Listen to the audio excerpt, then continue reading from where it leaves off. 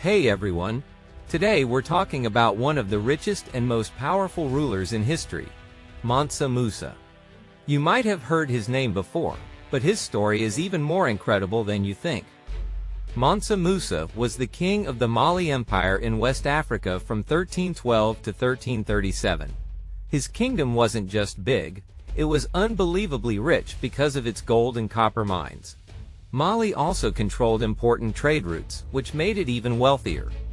Mansa Musa had so much gold that when he visited the city of Cairo, he spent so much of it that gold actually became less valuable in the region for years. Mansa Musa was a devoted Muslim, just like the rulers before him. In 1324, he decided to take a pilgrimage to Mecca, which is a holy city for Muslims. But he didn't go alone. He traveled with thousands of people, including soldiers, officials, and servants, all carrying gold. When he stopped in Cairo, people were amazed at his wealth. Soon, word spread all the way to Europe about this incredibly rich king from Africa, making Mali famous around the world. The Mali Empire was one of the biggest and richest in African history. It was founded in the 1200s by a leader named Sundiata Keita, and covered huge areas of land, including present-day Ghana and Senegal, all the way to the Atlantic Ocean. Mali's wealth came from trade. Gold and ivory came from the south, while salt came from the north. This made Mali an important part of the world economy. Islam played a big role in Mali's success.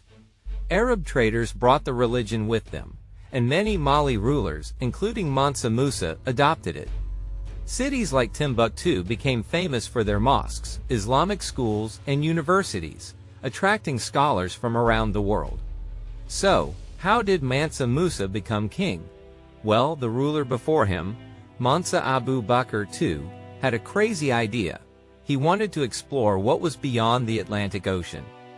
So he took a huge fleet of ships and sailed away, but he was never seen again. That's when Mansa Musa took over, and under his leadership, Mali reached its greatest height. Mali wasn't just rich, it was powerful. Mansa Musa had an army of about 100,000 soldiers, including 10,000 on horseback. His general, Seren Mandian, helped him expand Mali's borders even further. The empire stretched west to Senegal and the Gambia, east to Gao, and south to what is now known as the Gold Coast. Ruling such a huge empire wasn't easy, so Mansa Musa set up a government to keep things organized. He divided the empire into different provinces, each ruled by a governor he personally chose. He also made sure detailed records were kept in the capital city of Niani. The empire's wealth continued to grow because of taxes on trade, control over gold and copper mines, and payments from conquered regions. And Mansa Musa's journey to Mecca in 1324 wasn't just a religious trip, it was a moment that left people speechless. When he arrived in Cairo that summer, his wealth and grandeur amazed everyone, even the Sultan of Egypt. His caravan had made it across the vast Sahara, carrying unimaginable riches. Some say he brought 100 camels, each loaded with around 300 pounds of gold dust. Alongside them, 500 slaves walked, each holding a gold staff weighing about 6 pounds. But that wasn't all. There were also camels packed with food, fine fabrics, and other goods. Horsemen carried Mali's red and gold banners, and an enormous crowd of servants and officials followed. Altogether, his entourage numbered in the tens of thousands. Mansa Musa was incredibly generous. He handed out so much gold and spent so lavishly in Cairo's markets that he unintentionally caused an economic disaster. Gold became so common that its value dropped by 20%, and it took over a decade for prices to recover. Egyptian merchants saw this as a golden opportunity, literally. They raised their prices and eagerly accepted payments from Musa's wealthy travelers. In fact, Musa and his people ended up overspending so much that they left Cairo in debt.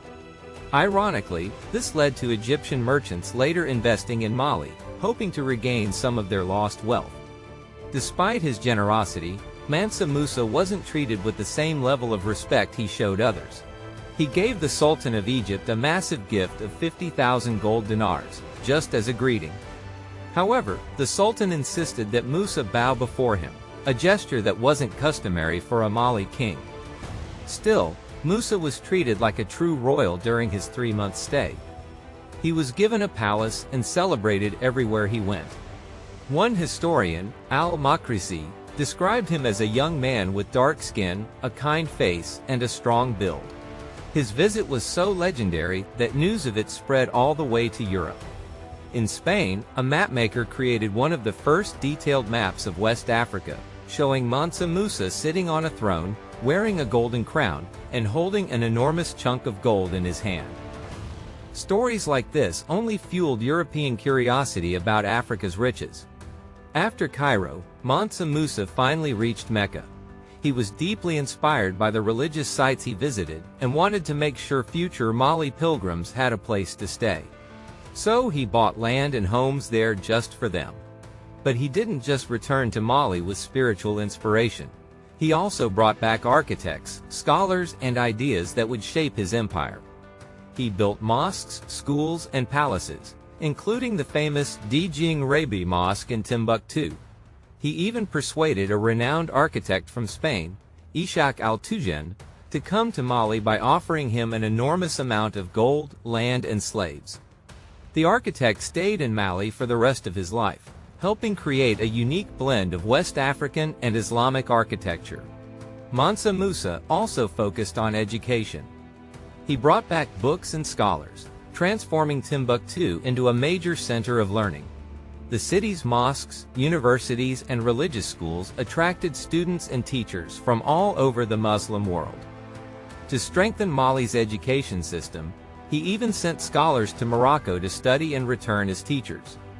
These connections with the Arab world boosted Mali's influence and increased trade and investment. After ruling for 25 years, Mansa Musa was succeeded by his son, Mansa Magan I, who had governed Mali while his father was away. But Magan's reign didn't last long, and he was soon replaced by his uncle, Mansa Suleiman. There may have been a power struggle within the royal family, but details are unclear.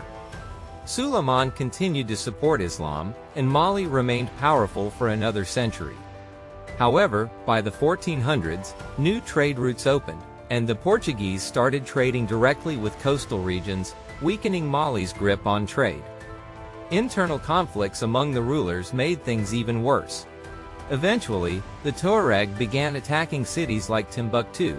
By the 1460s, the rising Songhai Empire, led by Sunni Ali, took over most of Mali's lands, bringing an end to Mali's dominance and beginning a new era in West African history.